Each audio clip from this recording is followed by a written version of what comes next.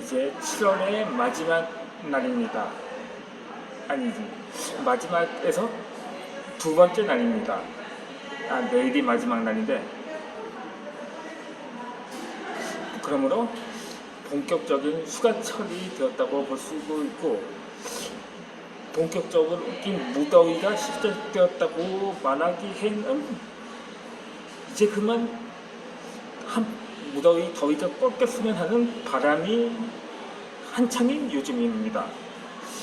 왜냐면 장마가 기껏해야 2주 조금 넘겨서 끝이 났거든요. 그러다 보니까 좀 열대야 또 일찍 찾아왔는데, 그런데 이게 우리나라도 열도미 현상이 나타난다고 합니다. 아직은 다소 미미한 수준이긴 한데, 캐나다에는 무려 50도 가까이 올랐다고 합니다. 원래 이 캐나다는 평양 기온에서 약 10도나 차이 나는 기온이라고 하더라고요.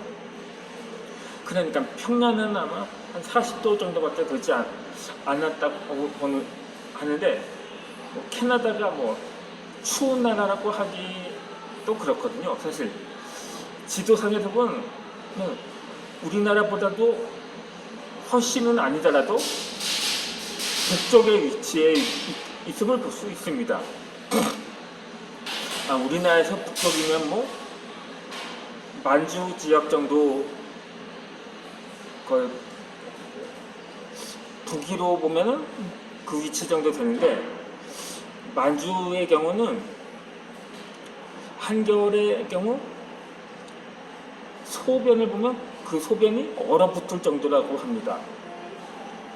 그런데 아무리 더운 물을 부은 즉시 얼음덩어리가 된다고 하죠. 그래서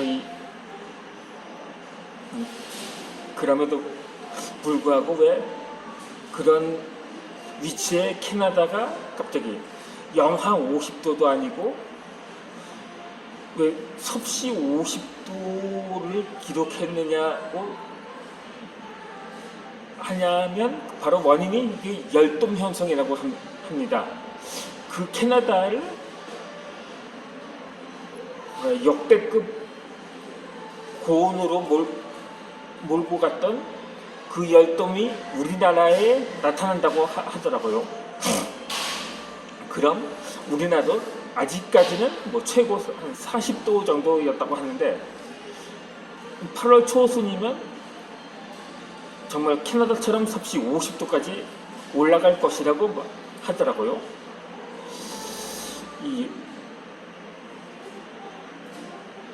내가 영하 50도라고 했는데, 영하 50도하고 섭씨 50도 차이를 보면, 그러니까 영하 30도와 섭씨 30도의 차이를 상기해 보면, 이 영하 50도는 섭씨 50도보다도 훨씬 가혹하다고 말할 수가 있을 것입니다. 그런데 그게 아닙니다. 사실 이 섭씨 50도도 겪어보지 않은 사람은 그 위력을 체감하지 못할 겁니다. 이 섭씨 50도면 대개 섭씨 100도면 물도 끓는다고 하잖아요. 사실상 그러면 한 50도도 물도 서서히 더워지기 시작할 정도라고 볼 수가 있는 거죠. 한 40도만 돼도 물이 그렇게 시원하지 않음을 느낄 수 있거든요. 그렇다면 많은 사람들은 에어컨에만 의지할 수가 없게 되겠죠. 물이 시원하다면 에어컨은 추울 정도까지 그게 온도가 낮아지더라고요. 그러다 보니까 지하철 안에 보면 굉장히 차이가 나요. 어떨까? 다소 덥다고 느껴질 수고, 어떤 열차는 정말 춥다고 할 정도가 되더라고요. 여기서 제가 할 말이 뭐냐면, 최근 대체로 바이러스는 뭐 열에 약하다고 하는데, 물론 꼭 그렇지만은 않다고 봅니다. 오히려 그 반대라고 판단이 될 수가 있어요. 한간에는 지구 온난화로 인해 얼어붙어 있던 바이러스가 녹아서 활동을 시작했다고 볼 수가 있거든요. 물론 지금까지 역대 전염병 하면 대부분 겨울에 많이 발생한 걸로 알고 있는데, 가을에서 그러다 보니까 이제는 스페인 독감이라든가 신종플루도 겨울에 발생을 했고, 사스도 겨울에 발생을 했다고 하더라고요. 물론 메르스의 경우 여름에 발생을 했거든요. 아주 중동 지역에가 진원지다 보니까는. 그래서 바이러스가 열하고는 그렇게 상관이 없다는 사실이라는 거죠. 그러다 보니까 요즘 한 세 자릿수를 백신 접도 속도도 어느 정도 한참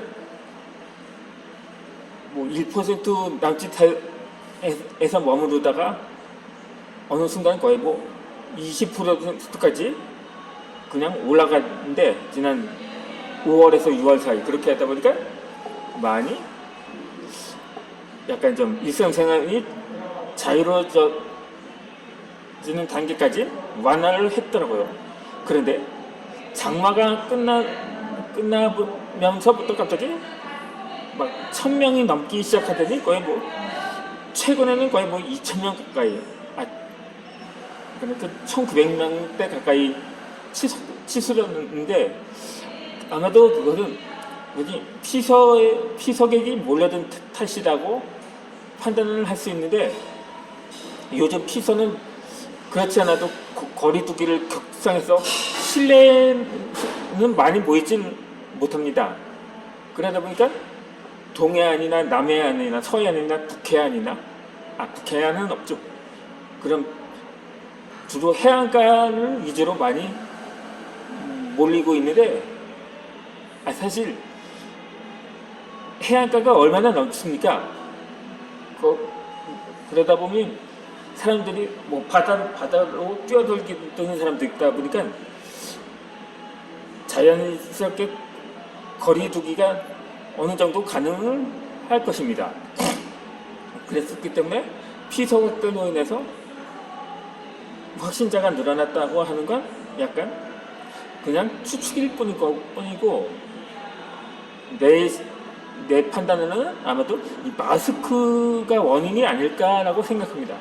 아니, 마스크를 착용하는데 무슨 왜 확진자가 왜 더 늘어났냐고 볼 수 있겠지만, 생각해 보면 날이 더워지니까 마스크를 코까지 가린다면 얼마나 숨이 막히겠습니까? 그러다 보니까 억말라고도 하죠. 뭐 그렇다고 입만 막는 사람도 있고, 아예 턱 수술을 하는 사람도 있다고 하는데, 물론 그런 경우는 극히 드물겠지만, 대부분은 그것도 마스크를 코까지는 다 가리는 것 같은데 약간 좀 엉성해 보인다는 거예요.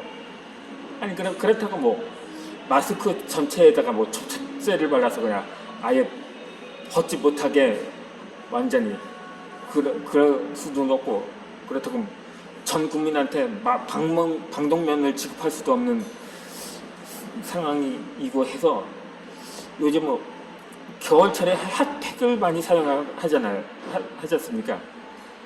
마찬가지로 여름에도 아이스팩이라는 게 있거든요. 그 기능을 부착한 아이스 마스크를 보급해서 착용하게 한다면 그나마 좀 낫지 않을까 하는 생각이 들더라고요. 그럼 요즘 그렇다 보니까 많은 사람들이 이렇게 생각할 것입니다. 아니 코로나로 죽는 사람보다 뭐 굶어 죽거나 숨 막혀 죽는 사람이 더 많이 나올 거다. 뭐 이렇게라고 말입니다. 정거단의 연일 뭐 그건 폭염 거의 뭐 경보 수준의 기온이 계속되고 있는데 그러다 보니까 많은 사람들이 마스크의 답답함을 호소하다 못해 아예 그냥 아무렇게나 하다 보니까 결국 본의 아니게 확진자가 증가한 것이라고 판단이 됩니다. 작년에는 뭐 두 자릿수, 8월 초까지는 두 자릿수에 대구에서 한 100명, 거의 뭐 1000명 가까이 한때 증가한 적이 있는데 그때 또 작년에 또 장마가 얼마나 길었습니까? 그러다 보니까 폭염 특보가 내려진 날이 그리 많지 않았어요. 그래서 많은 사람들이 마스크 뭐 의무화도 5월에 시작이 됐고 해서 하다 보니까 그렇게 뭐 마스크를 착용해서 그렇게 답답함을 느끼지 못했던 것이었죠. 그러다가 장마가 끝나면서 그러니까 어차피 입추 말복 다 지나갔는데 이제 8월 15일 날 더군다나 또 집회가 있었거든요. 그 후에 갑자기 100명, 200명 넘게 확진자가 증가하기 시작한 거예요. 어쩌면 그것도 마스크가 어느 정도 연관이 있다고 어떻게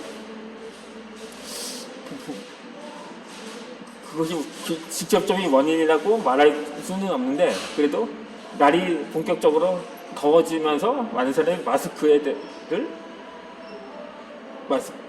엉성하게 착용하는 사례가 나타나기 때문이 아닐까 한 거죠. 그러다 계속해서 그것이 이거 당시 2차 대유행이라고 하는데 뭐 그건 사실상 지금 뭐 2차 대유행의 연장선이라도 볼 수는 있거든요. 한 연이어서 1000명대까지 올라갔다가 계속 뭐 400~500명대까 600명까지를 해서 선에서 왔다 갔다를 했는데 뭐 지난 여름에 뭐 최대치 2차 대유행을 구분하면은 뭐 400명대였거든요. 그러다 그 당시에도 뭐 3단계까지 올리냐 마느냐 뭐 이렇게 논란이 있었는데 그러다 오다가 조금 풀었어요. 1단계까지 내려갔다가 그것도 결정적인 원인이 되었다고는 안 볼 수는 없겠죠. 그러다 보니까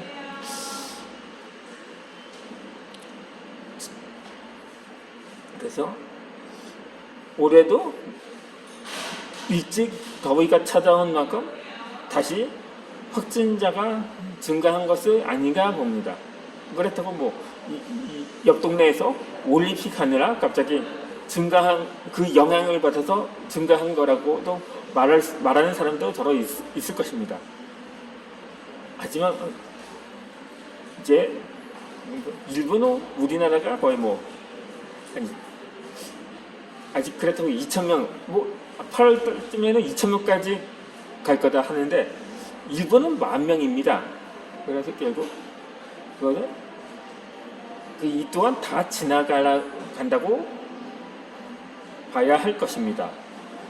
다시 백신 접종도 시작됐으므로 이제 어떻게 그렇게 해서 오늘이 아니고 다시 이어서 동기부여 영상 강연을 올려드리도록 하겠습니다.